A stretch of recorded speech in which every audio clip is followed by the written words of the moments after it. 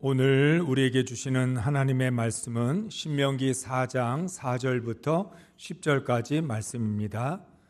그러나 주 당신들의 하나님을 충실하게 따른 당신들은 오늘까지 모두 살아 있습니다. 보십시오. 내가 주 나의 하나님이 나에게 명하신 대로 당신들에게 규례와 법도를 가르쳐 주었습니다.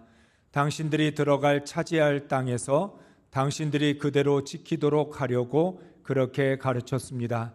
당신들은 이 규례와 법도를 지키십시오. 그러면 여러 민족이 당신들이 지혜롭고 슬기롭다는 것을 알게 될 것입니다. 그들이 이 모든 규례에 관해서 듣고 이스라엘은 정말 위대한 백성이요 지혜롭고 슬기로운 민족이라고 말할 것입니다. 주 우리의 하나님은 우리가 기도할 때마다 우리 가까이에 계시는 분이십니다. 이와 같은 하나님을 모신 위대한 민족이 어디에 또 있겠습니까? 오늘 내가 당신들에게 주는 이 모든 율법과 같은 바른 규례와 법도를 가진 위대한 민족이 어디에 또 있겠습니까?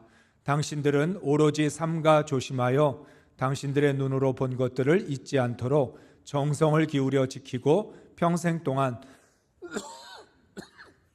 당신들의 마음속에서 사라지지 않도록 하십시오. 또한 그것을 당신들의 자손에게 길이 알리십시오. 당신들이 호렙산에서 당신들의 하나님이신 주님 앞에 섰던 날에 주님께서 나에게 말씀하셨습니다. 이 백성을 나에게로 불러 모아라. 내가 그들에게 나의 말을 들려주어서 그들이 이 땅에서 사는 동안 나를 경외하는 것을 배우고 또 이것을 그들의 아들, 딸에게 가르치게 하려고 한다. 아멘.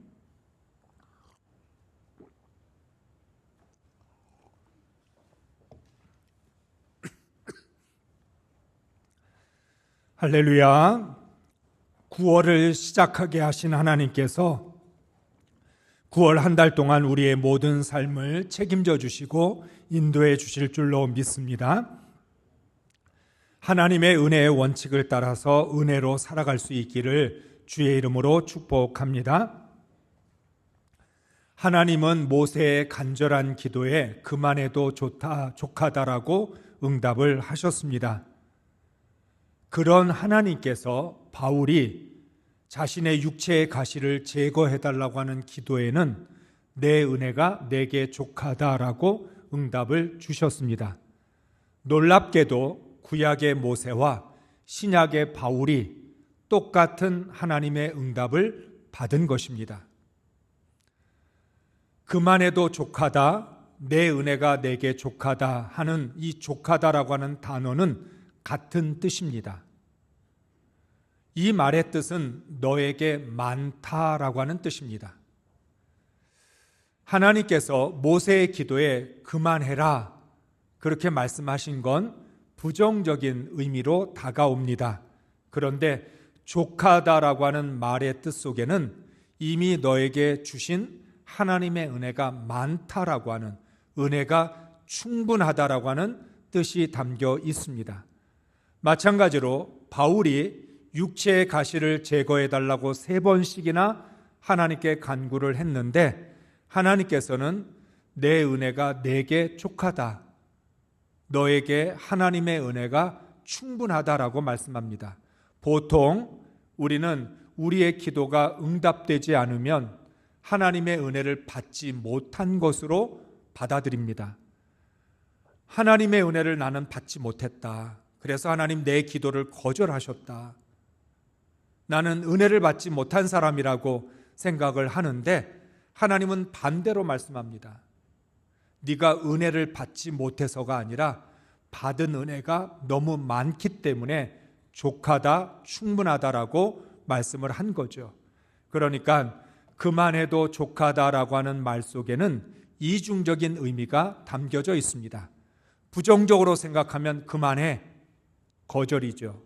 그런데 긍정적으로 생각하면 하나님의 은혜가 충분하다, 칭찬으로 받아들일 수 있습니다. 이것이 바로 신앙의 역설입니다. 우리가 하나님을 믿는다라고 하는 건 그렇게 단편적으로만 생각할 수 없습니다.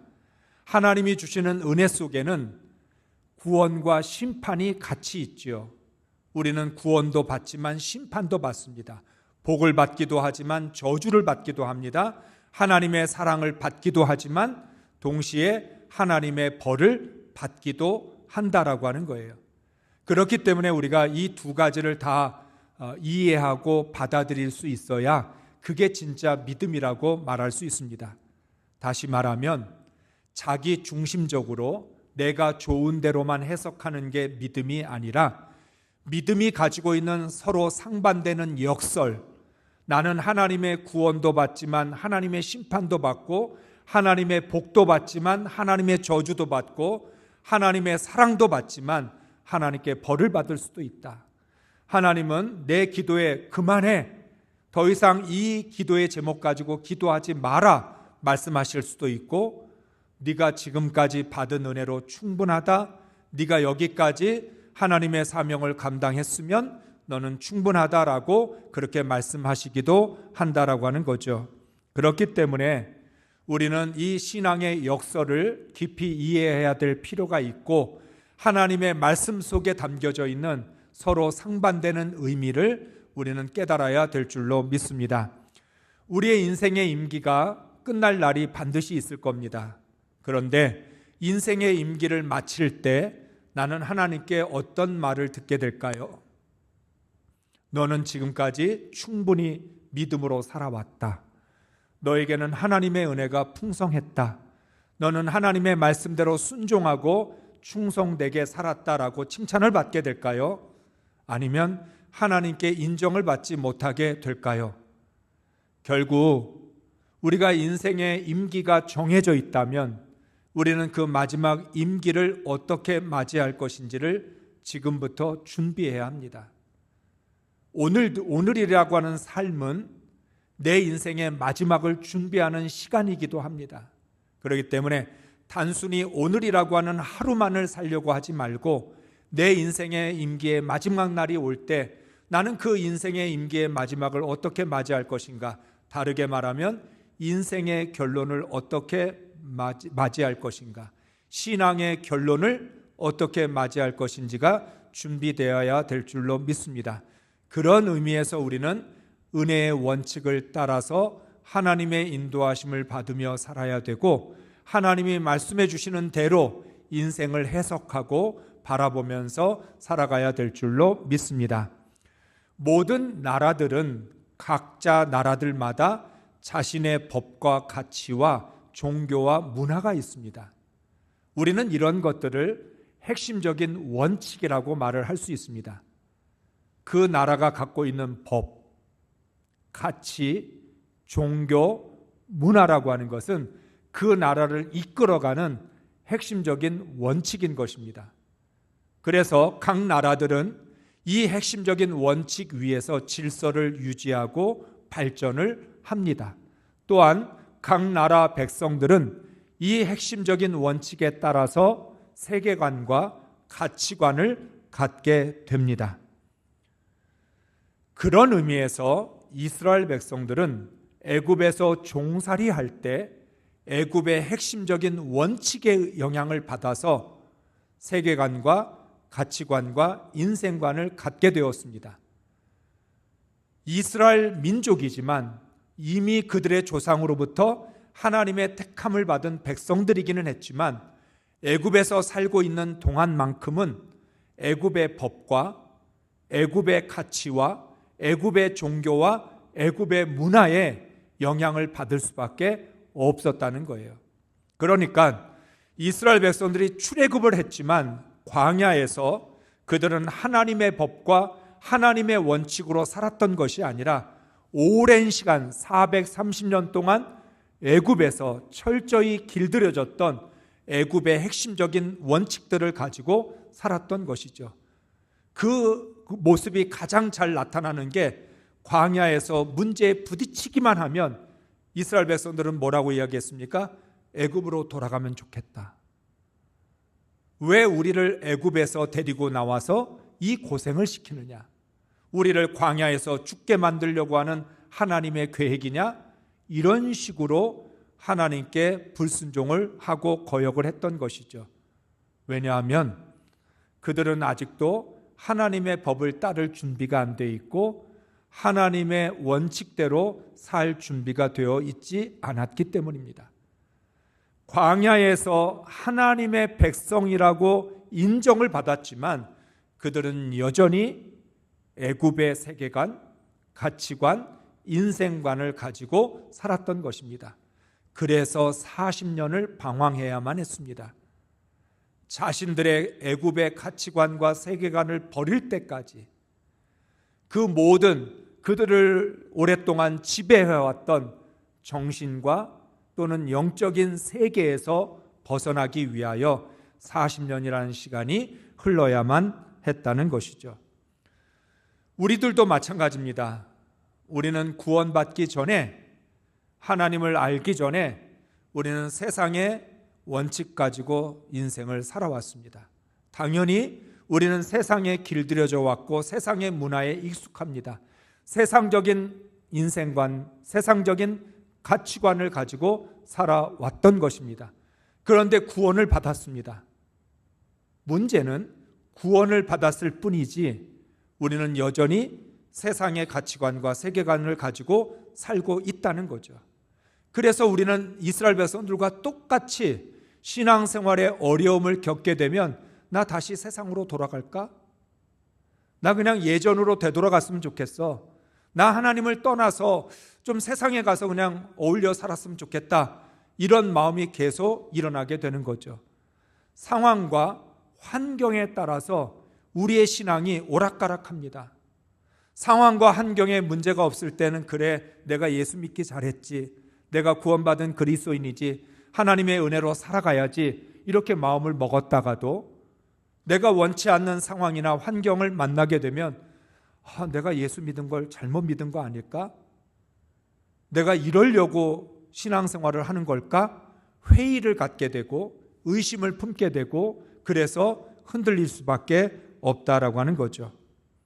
하나님은 이스라엘 백성들이 가나안에 들어가서는 광야 시대에 겪었던 방황을 하지 않기를 원하셨습니다. 가나안에 들어가서 하나님의 나라를 세워야 되는데 하나님의 나라는 하나님의 법과 은혜 위에 세워져야 합니다.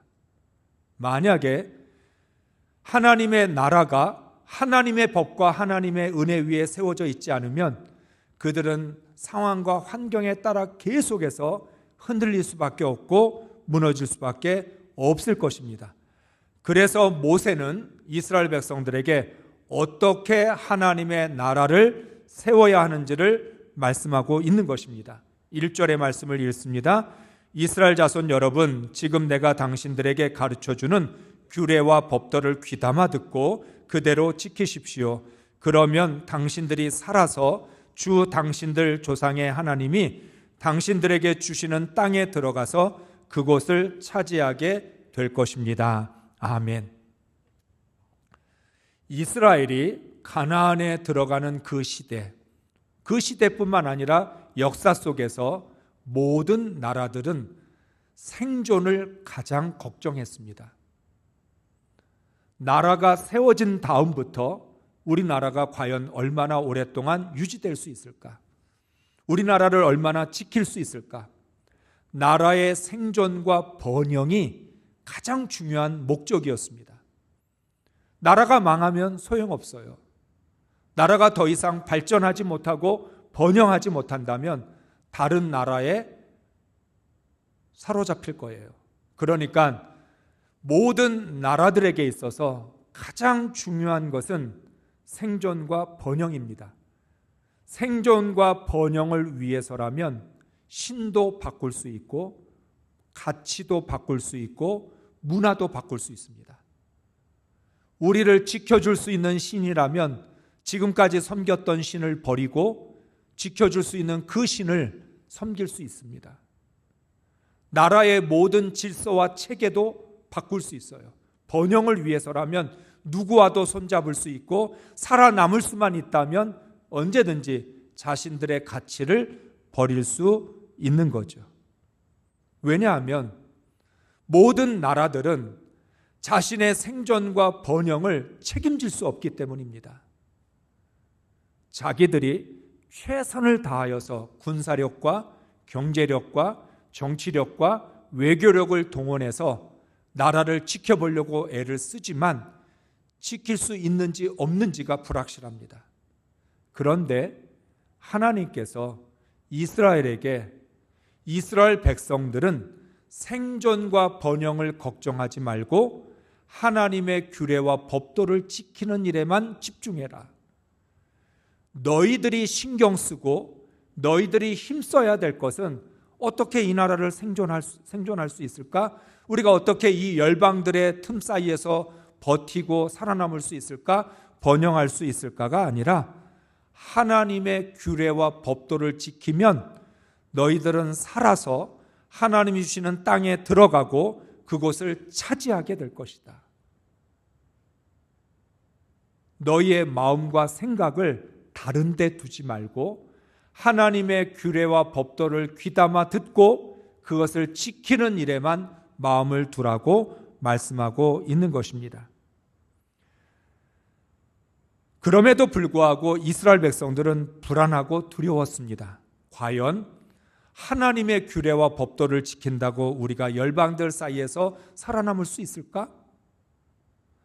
하나님의 말씀을 지킨다고 우리나라가 번영할 수 있을까? 다른 나라보다 잘 살 수 있을까? 이스라엘 백성들이 반신반의하고 있을 때 하나님은 모세를 통해서 너희가 아닌 이방 민족들이 너희를 향하여 이렇게 말할 것이라고 말씀을 주십니다. 6절의 말씀을 읽습니다. 당신들은 이 규례와 법도를 지키십시오. 그러면 여러 민족이 당신들이 지혜롭고 슬기롭다는 것을 알게 될 것입니다. 그들이 이 모든 규례에 관해서 듣고 이스라엘은 정말 위대한 백성이요 지혜롭고 슬기로운 민족이라고 말할 것입니다. 아멘. 이스라엘 백성들은 확신이 없었어요. 정말 하나님이 주신 규례와 법도를 지킨다고 나라가 지켜지는 걸까? 하나님의 말씀에 순종하면 우리나라가 다른 나라보다 더 잘 사는 게 그게 맞는 일인가? 상식적으로 지금까지 그들이 경험해왔던 것에 의해서 이것을 도저히 믿기가 어려웠습니다. 그랬더니 하나님께서 말씀하시는 게 뭐냐면 다른 민족들이 너희를 향해서 하나님의 규례와 법도를 지키는 이 민족이야말로 위대한 백성들이다. 이렇게 지혜롭고 슬기로운 민족은 본 적이 없다. 이 땅의 어느 나라가 이 민족처럼 이 나라처럼 지혜롭고 슬기로운 나라일 수 있겠느냐? 그렇게 말할 것이라는 거예요. 다시 말하면 이스라엘은 하나님의 규례와 법도를 지키면 지혜로운 민족이 됩니다. 하나님의 말씀에 순종하면 위대한 나라가 됩니다. 이스라엘이라고 하는 하나님의 나라, 이스라엘이라고 하는 거룩한 백성, 이 백성이 다른 모든 나라보다 큰 나라가 될 수 있는 방법은 군사력이나 경제력에 있는 것이 아니라 하나님의 규례와 법도를 지킬 때 지혜롭고 슬기로운 민족이 되고 큰 나라가 될 것이라 말씀합니다. 그래서 하나님 말씀하셨죠. 여호와를 경외하는 것이 지혜의 근본이다. 모든 지혜와 슬기는 하나님을 경외하는 것에서부터 나온다. 하나님을 경외하게 될 때 그 나라가 위대한 나라가 될 수 있는 것이다 라고 말씀하고 있습니다. 그러나 이스라엘 백성들이 하나님의 규례와 법도에 순종하지 않으면 모두 멸망할 것입니다. 3절과 4절의 말씀을 읽습니다. 여호와께서 바알부올의 일로 말미암아 행하신 바를 너희가 눈으로 보았거니와 바알부올을 따른 모든 사람을 너희 하나님 여호와께서 너희 가운데서 멸망시켰으되 오직 너희의 하나님 여호와께 붙어 떠나지 않은 너희는 오늘까지 다 생존하였느니라. 아멘. 이스라엘 백성들이 모압 여자들과 음행을 저지름으로 말미암아 하나님의 심판을 받은 적이 있습니다. 모압 여자들과 음행을 저지른 모든 이스라엘 백성들은 죽임을 당했습니다. 그러나 하나님의 말씀을 지키고 순종했던 백성들은 구원을 받았습니다. 그것을 이렇게 표현하고 있습니다.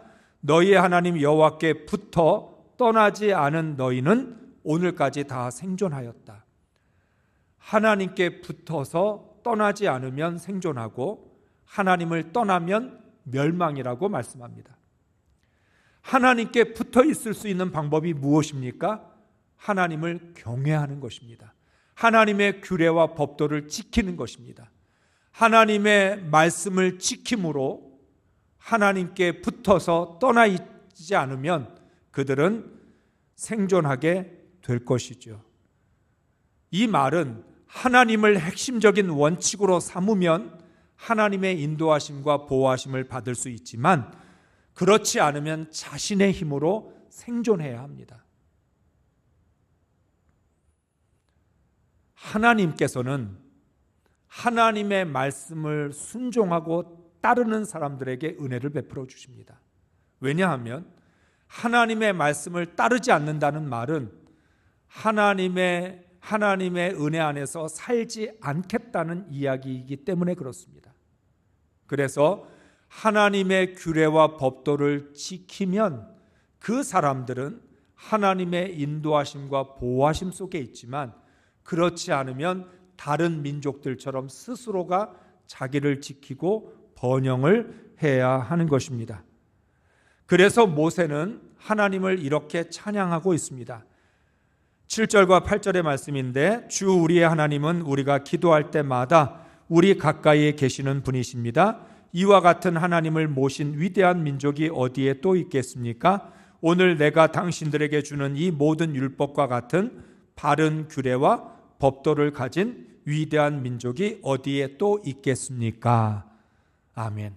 모세가 하나님을 찬양합니다. 우리가 기도할 때마다 우리의 기도를 들으시고 응답해 주시는 이런 하나님 세상에 어디에 있겠느냐? 우리에게 규례와 법도를 주셔서 그것을 지킬 때 우리를 지혜롭고 슬기롭게 만드는 그 하나님이 세상에 어디 또 있겠느냐라고 말을 합니다. 그러니까 이스라엘이라고 하는 나라를 하나님 나라 되게 하는 건 이스라엘 백성들의 능력이 아니라 하나님의 말씀을 지키는 믿음에 달려 있다라고 하는 거예요. 다르게 표현하면 무엇으로 이스라엘을 위대하게 만들 수 있겠느냐? 무엇으로 이스라엘을 열방 속에서 지켜줄 수 있겠느냐? 다른 그 모든 것들은 지킬 수 없지만 하나님의 법을 지키고 하나님 은혜 안에서 살게 되면 하나님이 이스라엘을 위대하고 큰 나라로 세우시겠다고 말씀합니다. 그렇기 때문에 이스라엘이 해야 될 일은 단 한 가지밖에 없습니다. 10절의 말씀을 읽겠습니다. 내가 호렙산에서 내 하나님 여호와 앞에 섰던 날에 여호와께서 내게 이르시기를 나에게 백성을 모으라. 내가 그들에게 내 말을 들려주어 그들이 세상 사는 날 동안 나를 경외함을 배우게 하며 그 자녀에게 가르치게 하리라. 아멘. 세상 사는 날 동안 나를 경외함을 배우라. 이것이 이스라엘 민족을 지혜롭고 슬기로운 민족 되게 하고 이스라엘이라고 하는 나라를 위대한 나라로 만들어주는 거죠. 모든 다른 나라들이 어떻게 하면 우리가 살아남을 수 있을까? 어떻게 하면 우리나라를 번영하게 만들고 발전시킬 수 있을까? 우리가 어떻게 하면 이 모든 나라들 사이에서 우뚝 솟은 위대한 나라가 될 수 있을까? 그것을 고민하고 염려하고 있는 동안 하나님은 이스라엘 백성들에게 말합니다. 너에게는 이미 길이 주어졌고 하나님의 정답이 주어졌다.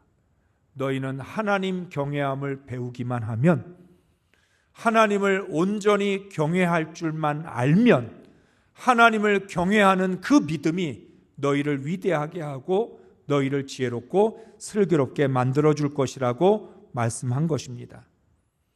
그래서 이스라엘은 이 땅에 사는 날 동안 평생 하나님 경외하기를 배워야 합니다. 경외라는 히브리어의 뜻은 두려워하다, 경외, 공포, 존중하다, 명예, 놀라다, 굉장하다입니다. 하나님을 두려워한다는 것은 복합적입니다. 무서워하고 존경하며 놀라고 굉장하다는 의미를 포함합니다. 다시 말하면 하나님을 경외하기 때문에 두렵고 무서우며 존경스럽고 놀라며 굉장히 매력적으로 느끼는 것입니다. 경외를 배운다는 것은 하나님의 사랑과 심판을 함께 배우는 것입니다. 종교학적으로 경외심이라고 하는 이 단어가 가장 해석하기가 어려운 단어입니다. 오늘 말씀을 시작하면서 신앙의 역설, 한 단어 속에 서로 상반되는 의미가 있다라고 말씀을 드렸는데, 경외라고 하는 단어가 바로 그렇습니다. 경외라고 하는 건 하나님이 두려운 거죠. 하나님이 무섭습니다. 동시에 하나님을 존경하고 존중합니다. 그러면서 하나님이 놀랍고 굉장하고 거기에다가 하나님을 매력적으로 느끼고 하나님이 사랑스럽게 느껴지기도 합니다. 아마 여러분들에게 이해가 좀 쉽게 도울 수 있다면 여러분 사랑이라는 걸 어떻게 생각해요? 사랑이라고 하는 거 정말 사랑하고 싶죠. 그런데 사랑이 무섭기도 해요. 누군가를 사랑한다는 게 두려운 일이기도 합니다. 그런데 두렵지만 사랑하고 싶어요. 두렵지만 다가가고 싶고 무섭지만 그 사랑의 매력을 느껴요. 사랑이라고 하는 단어 속에서 느껴지는 감정이 굉장히 다양합니다. 내가 누군가를 사랑하기 때문에 두렵기도 하고 무섭기도 하고, 내가 누군가를 사랑하기 때문에 존경하기도 하고 존중하기도 하고, 내가 누군가를 사랑하기 때문에 놀랍기도 하고, 내가 이렇게 사랑할 수 있다는 게 굉장한 일이기도 하고, 그게 너무너무 매력적이고 정말 사랑하고 싶은 마음인데 그 어느 한 단어로 정의를 내릴 수 없는 굉장히 복합적인 감정이 사랑인데, 경외라는 건 그 사랑보다 더 복합적이라는 거죠. 그래서 하나님을 경외하는 건 한순간에 배울 수 없어요. 평생을 배워도 다 배우기 어렵습니다. 그러니까 오늘 이스라엘 백성들이 너희가 가나안에 들어가면 평생을 걸려서 하나님 경외하기를 배워도 모자라니까 하나님을 경외하는 일에만 집중해라. 나라는 하나님이 지켜주시고 책임져 주신다. 마태복음에서 그것을 뭐라고 이야기했죠? 산상설교에서 무엇을 먹을까 마실까 입을까는 이방 민족들, 이방인들이 걱정하는 것이고 너희는 먼저 그의 나라와 의를 구하라. 그러면 이 모든 것을 너희에게 더하여 주실 것이다. 더 쉽게 말하면 우리가 걱정할 건 구원입니다. 구원을 배워야 되고 어떻게 구원을 이루어가야 되는지 집중하기만 하면 됩니다. 그러면 무엇을 먹을까 마실까 입을까의 문제는 하나님이 책임을 져주시는 거죠.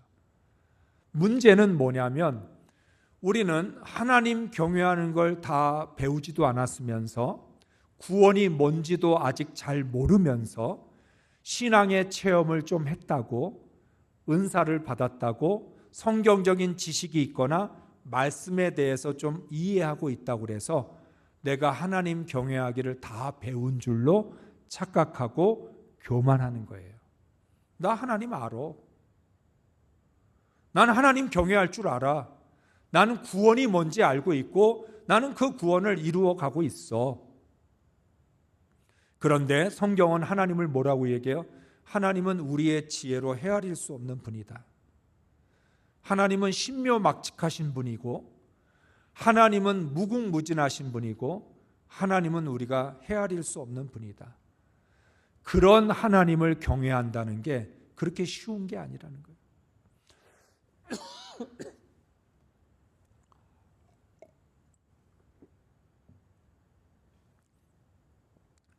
우리는 그저 우리의 감정, 내 감정이 뜨겁게 하나님을 사랑하면 내가 하나님을 경외하는 줄 알아요. 우리 마음속에 하나님을 향한 그런 헌신과 희생의 마음을 갖게 되면 나는 구원을 이루어가고 있다라고 생각을 합니다. 그런데 그게 그렇게 쉽지 않습니다. 하나님의 규례와 법도를 알아야 되고, 말씀과 성령을 알아야 되고, 하나님의 속성과 성품을 알아야 하나님을 경외할 수 있습니다. 그런 의미에서 신앙생활이란 하나님을 경외하기를 배우는 것입니다. 제가 여러분에게 이미 말씀을 드렸습니다. 하나님을 예배할 줄 아는 성도냐, 영혼을 지킬 줄 아는 성도냐, 섬길 줄 아는 성도냐, 감사할 줄 아는 성도냐. 그 말씀과 연결하면 나는 하나님을 경외할 줄 아는 성도인가? 나는 구원이 무엇인지를 온전히 알고 그 구원을 이루어가고 있는 성도인가? 구원이라고 하는 이 단어도 얼마나 다양한지 모릅니다. 그 구원의 의미.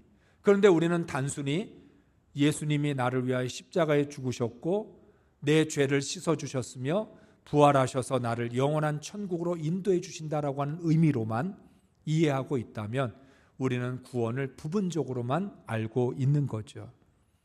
그래서 9절에서 말씀하고 있습니다. 같이 읽습니다. 당신들은 오로지 삼가 조심하여 당신들의 눈으로 본 것들을 잊지 않도록 정성을 기울여 지키고 평생 동안 당신들의 마음속에서 사라지지 않도록 하십시오. 또한 그것을 당신들의 자손에게 길이 알리십시오. 아멘.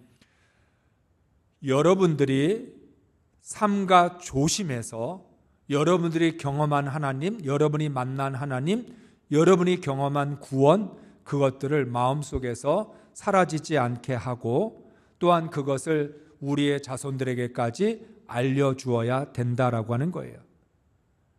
하나님 경외하기를 배워야 되는 거고 구원을 배워야 되고 그것을 우리의 자녀들과 후손들에게까지도 가르쳐 주어야 한다는 것입니다. 그래야 위대한 민족으로 영원한 하나님의 나라를 지킬 수 있다는 것이요. 가나안에서 이스라엘의 생존과 번영은 하나님을 얼마나 잘 경외하느냐에 달려 있습니다. 하나님을 잘 경외하면 하나님이 이스라엘을 지켜줄 것이고 하나님을 경외하는 일에 실패하면 이스라엘은 멸망하게 될 것입니다. 그러니까 하나님 경외를 배우지 않으면 이스라엘 민족이 하나님의 백성 거룩한 나라 세울 수 없는 거죠. 우리가 평생 예수를 믿으면서 내가 정말 하나님 경외할 줄 아나? 내가 구원이 뭔지를 알고 있고 그 구원을 이뤄가고 있는지를 우리는 돌아봐야 한다는 거죠. 그렇다면 어떻게 해야 하나님 경외함을 배울 수 있겠습니까? 하나님을 경외하는 건 하나님의 말씀에 순종해야 배울 수 있습니다. 순종하지 않으면 하나님을 경외하는 법을 배울 수 없어요.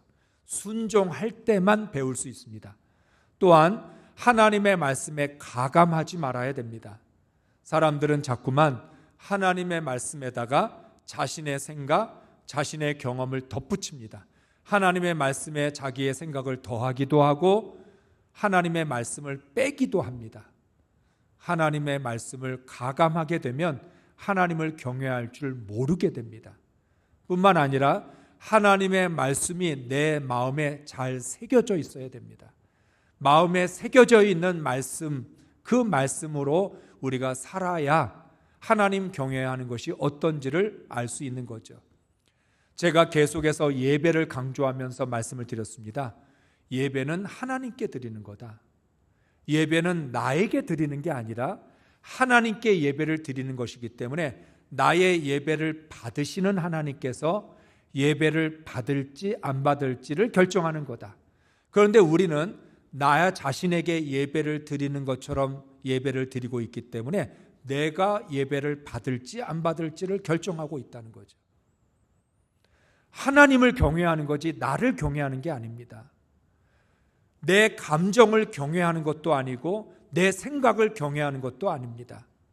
그러니까 여러분, 사실은 우리가 하나님을 경외하는 데 있어서 우리의 생각이나 우리의 감정은 중요하지 않습니다. 하나님의 말씀대로 하나님을 경외해야 되고 성령의 인도하심을 따라 하나님을 경외해야 되는 것이지 우리 자신들의 생각을 의지해서 경외하는 것이 아니라는 거죠. 오늘 이 시대를 살아가는 많은 그리스도인들은 하나님을 경외하는 것을 배우려고 하지 않습니다. 쓸데없는 일에 너무 많은 에너지를 빼앗기고 있기 때문에 그렇습니다.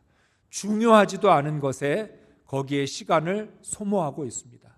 정작 하나님을 경외하는 걸 배울 시간이 없고 구원이 무엇인지, 어떻게 해야 구원을 이루어갈 수 있는지에 대해서 우리는 집중하지 않습니다. 그러다 보니까 경건의 모양만 있을 뿐이지 경건의 능력을 상실해 버렸습니다. 경건의 능력이라는 건 하나님을 경외하는 것에서 나오는 것입니다. 하나님을 경외해야 지혜와 지식을 얻을 수 있는 것처럼 하나님을 경외할 때 능력이 있는 거죠. 그러니까 하나님을 경외할 줄 모르니까 우리는 모양만 갖춥니다. 교회가 점점 행사나 이벤트를 하거나 어떤 일들을 할 때마다 모양새를 갖추고 전통을 중요하게 생각합니다. 그런데 정작 하나님을 경외할 줄은 모릅니다. 이게 아이러니한 일이죠. 경건의 능력을 상실해 버렸기 때문에 예수 그리스도를 증거할 수 없고 하나님의 나라를 세울 수도 없습니다. 그래서 우리는 늘 모양을 갖추는 데만 신경을 쓰고 겉으로 드러나는 것에 마음을 둡니다. 사람들이 나를 뭐라고 할까? 사람들에게 나는 어떻게 비춰질까? 사람들은 내 믿음에 대해서 뭐라고 말할까? 사람의 말에 관심을 두고 사람들의 평가에 우리는 거기에 기준을 둡니다. 경건의 능력은 모양에는 관심이 없어요. 경건의 능력이 있는 사람은 모양, 겉으로 나타나는 것, 사람들의 판단이나 평가, 그거 중요하지 않습니다. 하나님이 나에게 뭐라고 말씀하시는가? 모세가 가나안에 들어가지 못했어요. 오늘날 기준으로 생각해 보면 모세가 우리 교회에 있다면 많은 사람들이, 많은 성도들이 모세를 향해서 수군거렸을 거예요. 야, 모세가 위대한 지도자라고 하더니 가나안에도 못 들어갔어. 야, 그게 무슨 지도자야? 자기도 가나안에 못 들어가면서 우리 보고 우리를 가나안으로 인도해 준다고 그래? 오늘 방식대로 모세를 막 흉보기 시작하면 한두 끝도 없을 거예요. 그런데 모세는 그런 거 하나도 중요하게 생각하지 않았어요. 그만해도 족하다라고 하는 그 하나님의 말씀 한마디, 거절인데도 그것을 하나님의 응답으로 생각하고 가나안에 들어가지 못하면 어때? 하나님이 나를 비스간 산 꼭대기로 인도하셔서 가나안 땅을 보게 해주시면 그 가나안 들어간 것보다 더 낫지 뭐. 그게 무슨 상관이야? 경건의 능력을 가진 사람, 하나님을 경외할 줄 아는 사람들의 자세와 태도입니다. 그런데 하나님을 경외할 줄 모르니까 늘 그냥 사람의 말에 신경 쓸 수밖에 없고 환경이나 상황 속에 끌려다닐 수밖에 없다라고 하는 거예요. 우리 모두 하나님 경외하기를 배울 수 있기를 바랍니다. 구원이 무엇인지를 알고 구원을 날마다 이루어갈 수 있기를 원합니다. 그래서 우리 모두 함께 하나님의 나라를 세워갈 수 있기를 주의 이름으로 축복합니다.